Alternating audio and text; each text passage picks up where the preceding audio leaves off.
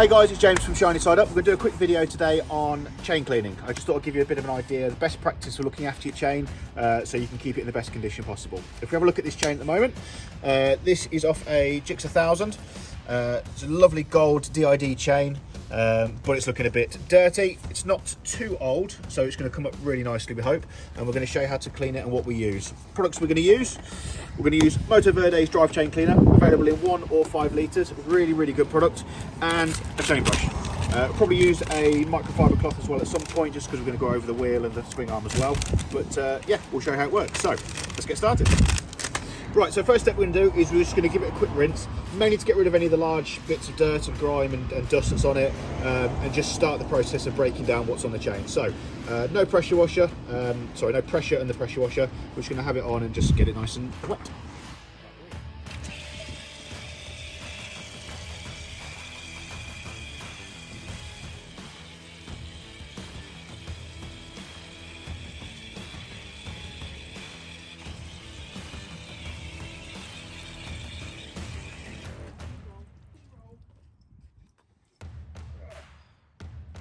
Right, okay, so once we've rinsed it down, we're then going to coat the chain with the Motoverde Drivechain Cleaner.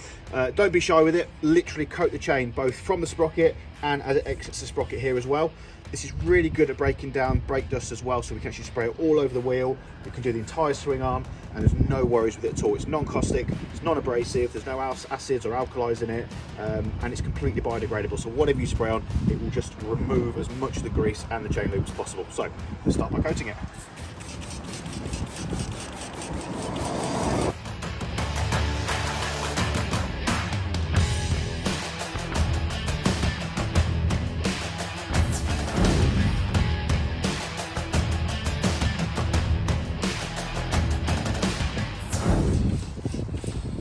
Right, so once it's coated, we're going to leave that for a few minutes. There's no contact time specific with this, so we can leave it on for as long as we want, but realistically 15 minutes or so is all you need. That gives it enough time to really sink into the chain lube, start to break it down, and it will just pretty much drop itself off, which is great. But we'll come back in 15 minutes and see how we're getting on.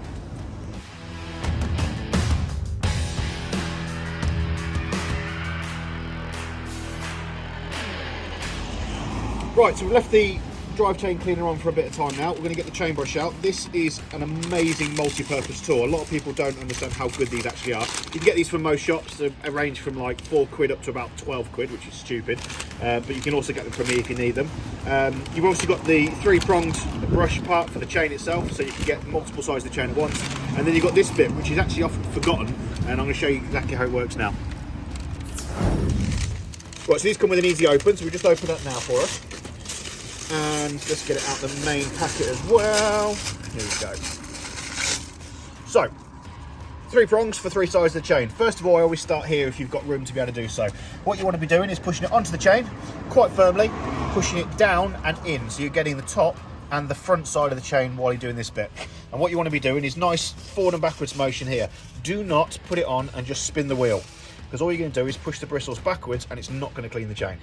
Okay, so I don't know if you can see that on the camera. I'm just going to go forward and backwards over each link, and it is going to take a bit of time, but you want to go over each link individually and literally brush every single nook and cranny from those first 2 angles.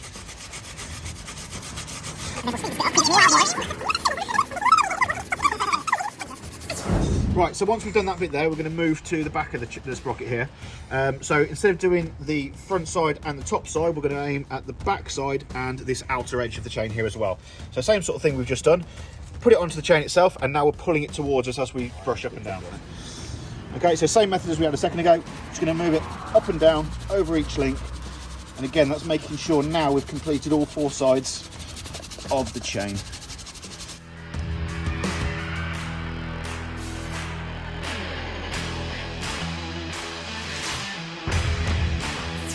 Now we've done that, we've brushed most of the grease around, we've agitated it enough. We're going to give it a small coating of this again, just to really make sure it goes into all the nooks and crannies. And then we're going to use the other end of the brush to be able to clean your sprocket up, the hub itself, even break down whatever's on the wheel as well for us.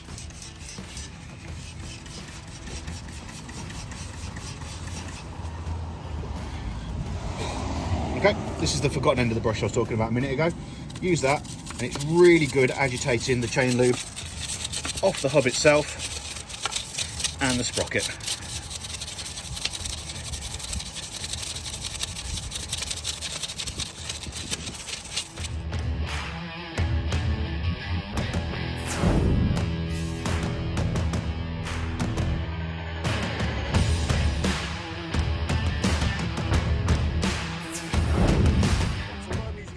I think I said this earlier, but I'm just going to reiterate now. You can use pressure washer on bikes, just the sensitive areas you've got to be very careful of, especially the actual bearings themselves, so where the actual spindle goes through. The chains, more than likely, most modern chains, they can hold up to a pressure washer, but if I'm going to do it, I use a low pressure, or in this case, I take the actual nozzle off and just let the water run through it. What we're doing here is we're pushing the water over the actual links, pushing all the chain lube that we've now agitated and all the lube itself off. So it's going to go through there and drop through. Always make sure, once you've rinsed it, you've got to dry the chain thoroughly before you then put the lube on. Otherwise, you're going to put lube on, it's going to come straight off it. All right, so we'll continue rinsing it now, and then we'll go over, dry it, make sure it's all good, and then reapply the lube.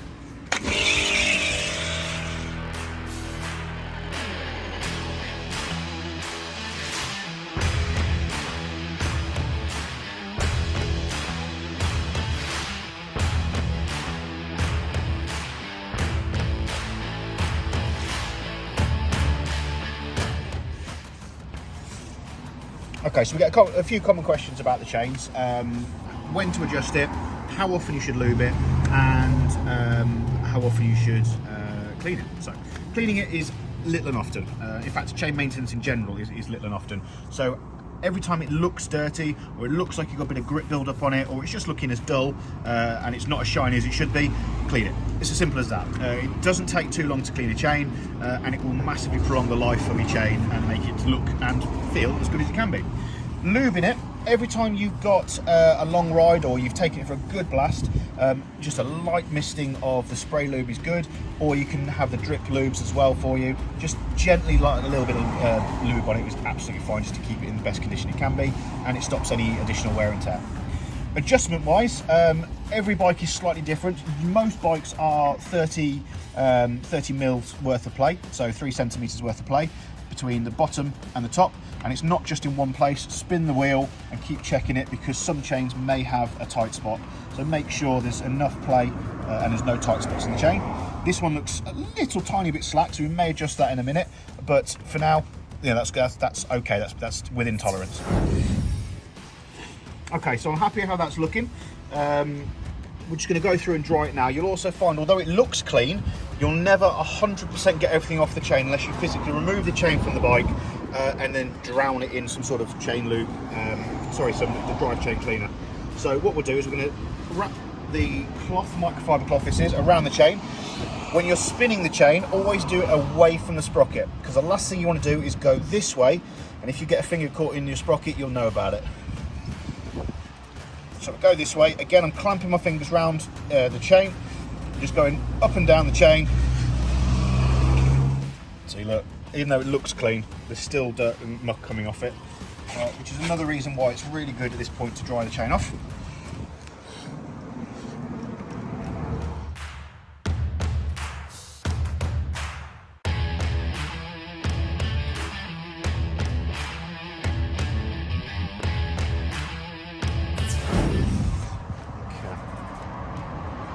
Good, looking fresh. I'm going to clean the sprocket up now, so I'm probably going to come this side and just make sure the sprocket itself has got the last bit of chain lube off it.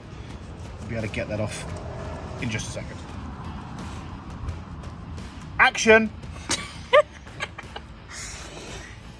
Okay, again, it's really important at this stage, make sure the sprocket is spinning away from where your finger is, especially when you're this close to the sprocket itself. Last thing we're going to do, once we're happy with that, is we'll go over the actual back of the chain here, and again, just spinning the wheel towards you. It's a really good idea if you have got paddock stands, it makes it so much easier for you. And we're going to roll it so your finger is actually going on the chain here for you.